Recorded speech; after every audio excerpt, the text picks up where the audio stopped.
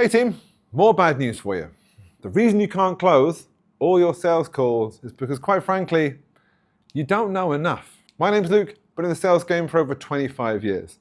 And I cannot tell you how many times I thought I knew what the fuck I was doing, but it turns out there was always something else to learn. So the goal of this video is we're going to take Bob. Bob wants to be the best salesperson in 2026. And we're just going to define some frameworks around him as to how he's going to make that happen, starting from absolute scratch. Check out the links below this video. There's a ton of free sales assets just for you, but let's get into it. So, it's 2026. Bob has decided he wants to get into sales, but he doesn't know jack shit. All he's done so far is scrolled through Instagram and TikTok, found all these sales gurus who have given him a little bit of information over here about objection handling, a little bit about rapport over here, but quite frankly, he's jumped on a few sales calls and thought, what the fuck am I doing? So, let's help Bob today. So what's the first thing that Bob needs to do? Well, he's kind of right. He's starting to do his own research. I would argue that Instagram is not the place to do it. Probably better off on YouTube listening to my cool flip chart videos. But he's gone out and he has started to define what skills he needs. So we're going to put some skills over here. So we've got, like we said, we've got objection handling. Okay, that's a huge one. That's a huge one in sales. Rapport building, again, really, really important. What else can we think about that Bob might need? He might need objection handling, rapport building. He's going to need sort of, I suppose, leadership. He's going to need to be able to control those sales calls. He's going to need confidence as well. Confidence is another one. What else? Leadership, confidence.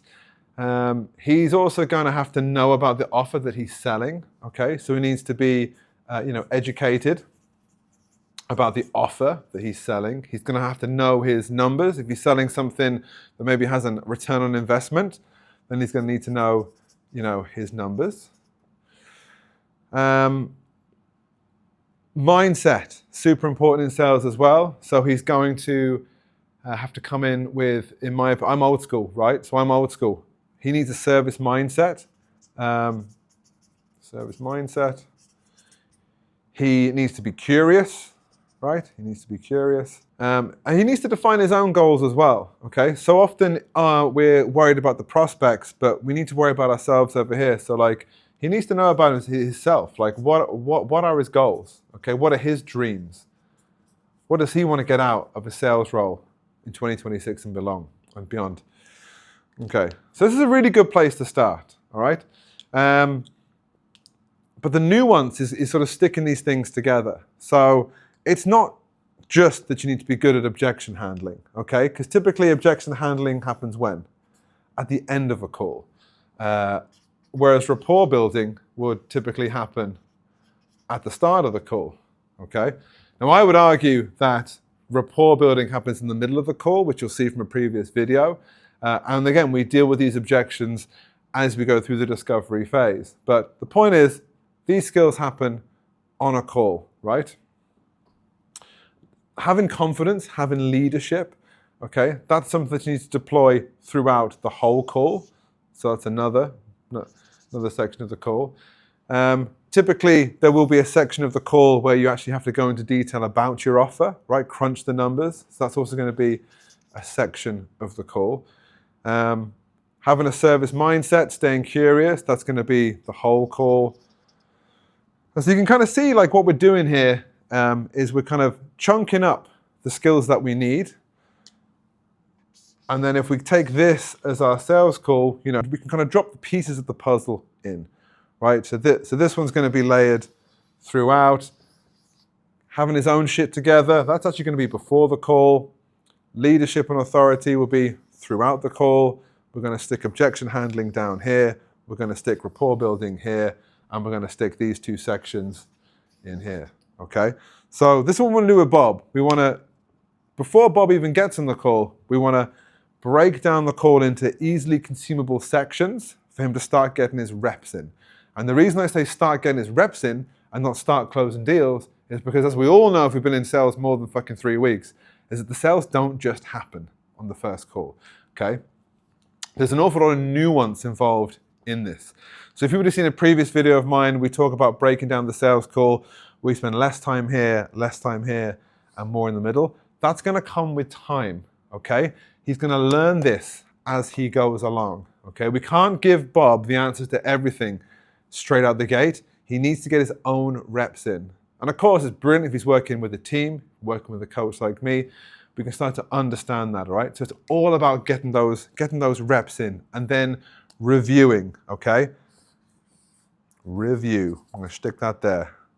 Because what happens when we review? We take the good, the bad, the ugly, and we go again. And then we go again. And then we go again.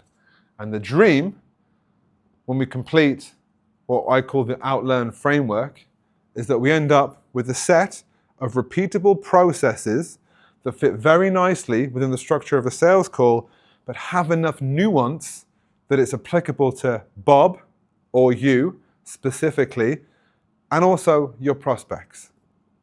But this comes with time. Okay, this isn't something you pick up. This isn't something that you pick up, you know, doing a couple of nights online, talking to ChatGPT. This is something that you will learn over time. Maybe you pick it up in a few months. Maybe it takes years. But sales in general is a skill that you master over time. I'm 25 years in the game, and I am still learning. As much as I love to teach my students, I'm starting to learn lots from them as well. So if you want to be more like Bob, check out the links below. Depending on when you watch this video, there may be some links where we can work together. At the moment, there definitely won't be. But look, 2026 is coming. Bob is the new seller. This is how we're going to do sales in 2026. This is how we're going to smash our targets, smash our goals, make a ton of money. And it doesn't matter if it's AI, if it's the competition, or whatever it is coming to take our jobs, our prospects, whatever it is, we're going to smash it with the Outlearn framework. I'll see you in the next one.